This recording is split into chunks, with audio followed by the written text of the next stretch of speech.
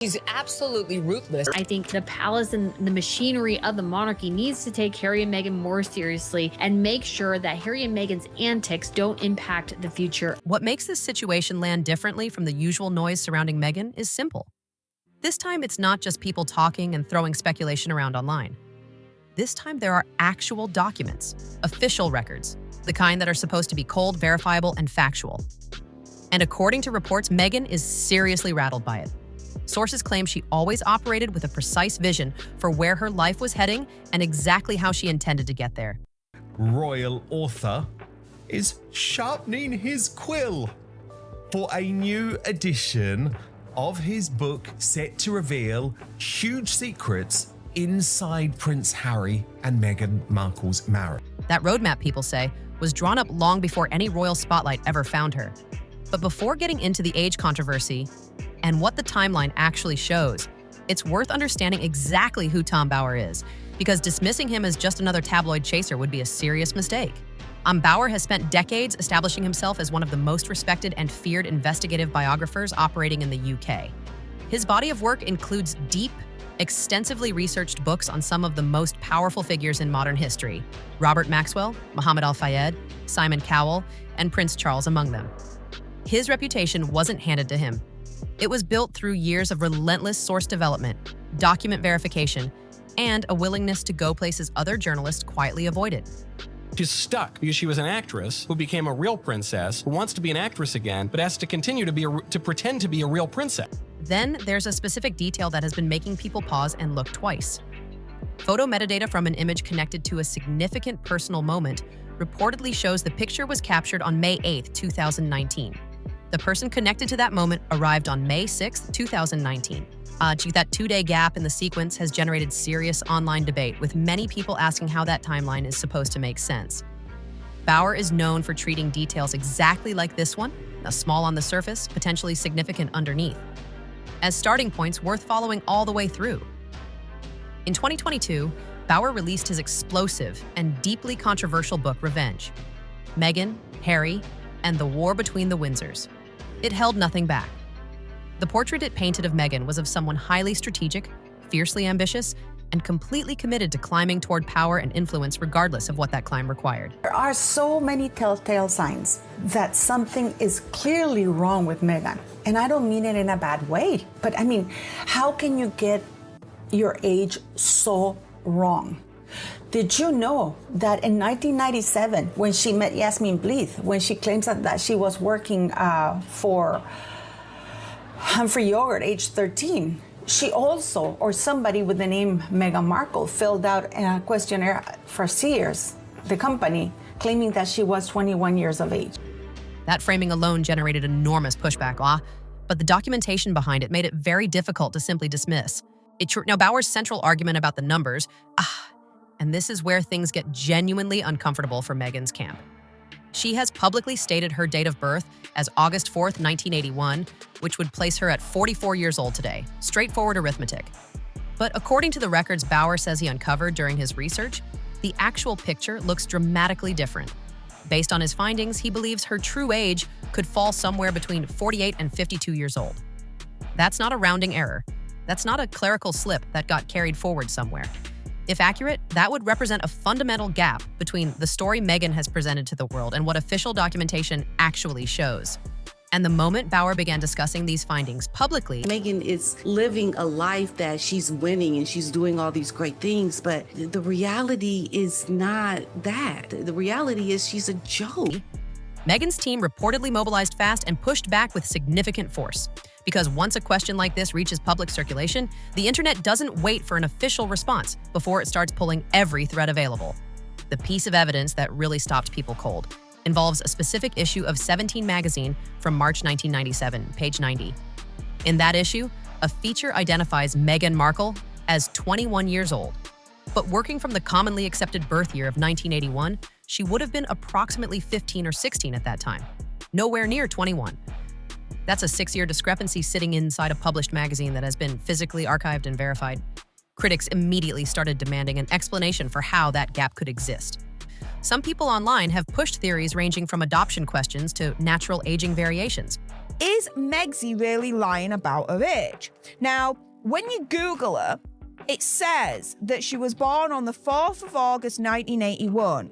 And with today being her birthday, as of me recording this video, it's saying that she's 44 years old. But these remain unverified speculation circulating in online forums.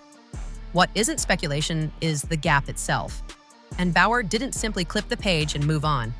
According to his account, he tracked down the physical archive copy, confirmed the publication date independently, and authenticated the page before drawing any conclusions from it.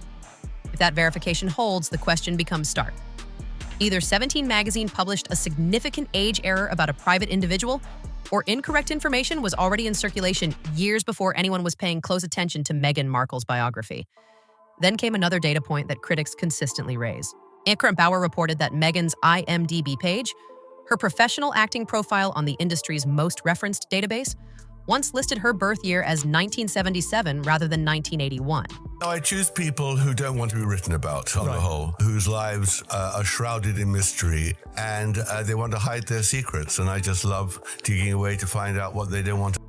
4 years of difference on a document that actors, casting directors, and industry professionals rely on daily. The obvious question followed immediately.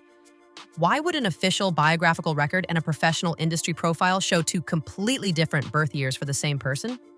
The answer Bauer points toward involves the brutal mathematics of Hollywood casting. Age determines access in the entertainment industry in ways that outsiders rarely fully appreciate. Certain roles, certain demographic brackets, certain career windows, open and close based entirely on how old an actor appears to be on paper. Bauer's argument is that the pressure to appear younger while building an early acting career may have motivated adjustments to how Meghan's age was presented across different platforms. He says he personally saved screenshots documenting different birth years appearing in different online locations at different points in time, building what he describes as a documented pattern rather than an isolated incident. Meghan is a consummate survival actress. And you raise this extraordinary beginning of the year when she carved 2025 in the sand. And it's a very, very interesting image that it came out on New Year's Day this year, because the previous weeks had been absolutely turgid and torrid for her. She had been dubbed Duchess Difficult again. There have been allegations of bullying. Tyrant in high heels. The investigation then moves to Northwestern University, where Meghan officially graduated in 2003 with a degree in theater and international studies at the reported age of 22. That timeline, taken at face value, looks entirely unremarkable. But Bauer says the deeper he dug into the Northwestern chapter, the more details emerged that didn't sit right with critics who were already examining the broader timeline. He reportedly reached out directly to multiple individuals who attended Northwestern during the same period as Meghan. He cross-referenced alumni directories and went through archived photographs from various campus organizations and social groups. According to his account, a significant number of the classmates appearing in those photos are today in their early to mid-50s, not their early 40s, as the 1981 birth year would require. That age discrepancy among her documented peer group became one of the most discussed elements of his investigation. Critics have also raised questions about the academic structure of her claimed double major in theater and international relations, with some commentators arguing that Northwestern's program architecture during that period didn't always present international relations as a clearly defined standalone major in the way Meghan has described it publicly. The metadata of the picture says that it was taken on May 8th, 2019. And he was born on May 6th, 2019. Can somebody please explain that to us? That detail has fed additional rounds of online debate about the consistency of her academic narrative. One photograph in particular keeps resurfacing in these discussions. It's an archived image from Northwestern's Salsa Club, showing Meghan standing among a group of fellow students. Bauer says he tracked down and contacted multiple people who appeared in that photograph. According to his book, and a significant number of them reported being born in the early 1970s, which would make them substantially older than a classmate born in 1981 would be expected to be. One former classmate who agreed to speak with Bauer anonymously reportedly told him, "We all knew Meghan was older than she claimed. It was kind of an open secret." Whether that account is accurate or shaped by memory and perspective, it has continued circulating in every conversation about this story. And for people tracking the controversy, it sharpens the central question: If these details are this disputed, what else in the public biography might be sitting on similarly uncertain ground? This is where the story takes an even stranger turn. Meghan's father, Thomas Markle, has given numerous interviews over the years since her marriage to Prince Harry, discussing childhood memories, the evolution of their relationship, and personal family details with considerable openness. I'm wondering, why does her age matter at all? Because her age would also have an impact on her ability to have children. Because if Meghan Markle is 4 years older than what we have been led to believe, it makes it even more difficult to believe that she was able to get pregnant so quickly. Never mind the hysterectomy stories that her family have told. But that would make it more difficult because that would make Meghan Markle near 50. But when journalists asked him directly about Meghan's exact birth year, something shifted noticeably in how he responded. Bauer says he personally raised this question with Thomas Markle during his research. According to Bauer's account of that conversation, Thomas paused noticeably before responding. And when he did respond, he didn't provide a date. He reportedly said simply, "You should check the records yourself." Not August 4th, 1981. Not a confident affirmation of his own daughter's birthday, just a quiet deflection toward official documentation. That response landed strangely with readers of the book. Critics immediately asked why a father would hesitate over something as basic and personal as his own child's birth year. Supporters counter that interview accounts can be selectively presented and that full context matters. Both points are worth holding simultaneously. Bauer also sat down with Samantha Markle, Meghan's half-sister, who was born in 1964. Working from the publicly stated 1981 birth year, that would place roughly 17 years between them. But Samantha reportedly told Bauer that growing up, the gap never felt that wide. From her personal experience, she said they seemed far closer in age than a 17-year difference would typically feel between siblings. Professionally, they've gone down dramatically, and I predicted it in the book, but even I would not have thought it'd be that accelerated. I think personally, I think they've separated their professional lives, but I think what's really a great problem for them now, as of in the last few weeks, is that Meghan has got no real income anymore. She's finished. Right. The Netflix series is over. There's no great podcast. They don't generate any money. And I don't see where she is going from here. I think she has a major problem. And I think as of this week, the signal for her great problem is that she turned up at Kevin Costner's. If Meghan were actually born earlier than 1981, somewhere in the range Bauer's sources suggest, that gap would compress to somewhere between 9 and 11 years. In that scenario, Samantha's lived memory of feeling closer in age to her younger sister would make considerably more sense. And that personal account, Bauer argues, is exactly the kind of corroborating detail that distinguishes genuine investigation from simple online speculation. When the book launched and the age claims began circulating widely, Meghan's legal team reportedly responded at speed. Formal legal warnings were dispatched to the publisher. Corrections were demanded. The age-related claims were officially described as completely baseless and defamatory. But Bauer held his position firmly, pointing to the multiple independent sources, the archived magazine records, the university research, and the direct interviews with people from Meghan's past as the foundation of his argument. Call them if they keep popping up doing stuff like this. That's the thing. We're kind of in a mutually abusive, toxic relationship, aren't we? The media and Harry and Meghan, because they keep doing stuff wanting attention. Then they get quite adverse reaction most of the time. Then they react really badly to the reaction. And so it goes on. Well, what it really boils down to is the threat they offer. If their threat was punctured, which I hope my book will do. He wasn't presenting a single anonymous tip. He was presenting a layered evidentiary case. The legal pressure didn't make the story disappear. Bauer continued discussing the book publicly, the debate continued expanding online, and Meghan's decision not to personally address the specific claims in any direct public forum became its own significant talking point. Critics read the silence as telling. Supporters argued that no public figure owes a detailed response to every allegation that enters circulation, and that engaging directly sometimes amplifies rather than neutralizes a story. Both positions have genuine merit, but in practical terms, the absence of a clear rebuttal left the question standing unanswered in public view. Bauer also flagged a commercial dimension to this story that caught the attention of business analysts. Major partnerships, streaming deals, publishing agreements, brand collaborations, typically depend on accurate personal biographies and consistent public identities. What the hell is going on with this woman? Is she adopted or is she just a natural? I mean, is she such a liar she can't even understand that we can all see? If core personal details in those biographies were demonstrated to be inaccurate, it could create exposure ranging from legal complications to contractual disputes. That commercial vulnerability layer added an entirely new dimension to what might otherwise have seemed like a purely biographical argument. And another clip that keeps getting pulled back into the conversation involves a public story Meghan has told repeatedly about writing a letter to a company regarding a television commercial when she was young. In the clip, she introduces herself by saying, "I'm Meghan Markle. I'm 12 years old." Critics have attempted to cross-reference that stated age with other elements of the disputed timeline and argue the numbers still don't align cleanly. Others maintain that childhood recollections are naturally imprecise and that minor inconsistencies in personal stories told decades later don't constitute evidence of deliberate deception. The debate keeps returning to the same pressure point. Why does verifiable official documentation appear to matter so much to the people pushing these questions? Online discussions have also revisited Meghan's mother, Doria Ragland, with public records showing a legal eviction case connected to her housing situation in 1996.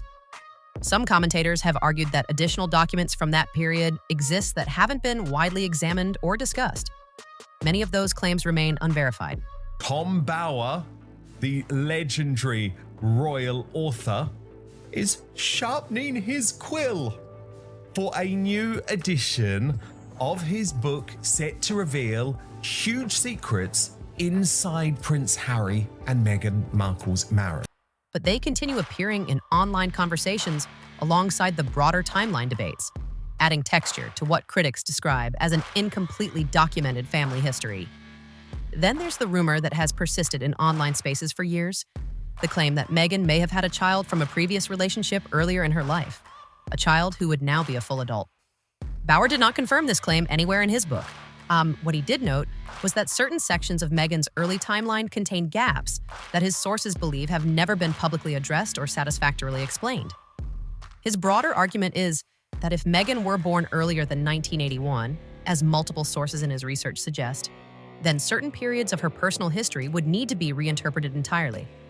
Someone born in the mid-1970s would have been in their early 20s during the mid-1990s, not a teenager. Critics say that shift in the timeline changes how various pieces of her personal history could reasonably be understood. But no definitive documentary evidence has emerged to support the specific rumor, only persistent speculation from people who claim proximity to the story without going on record. Her public interviews have also been pulled back into the analytical frame. Meghan is living a life that she's winning and she's doing all these great things, but the reality is not that. The reality is she's a joke.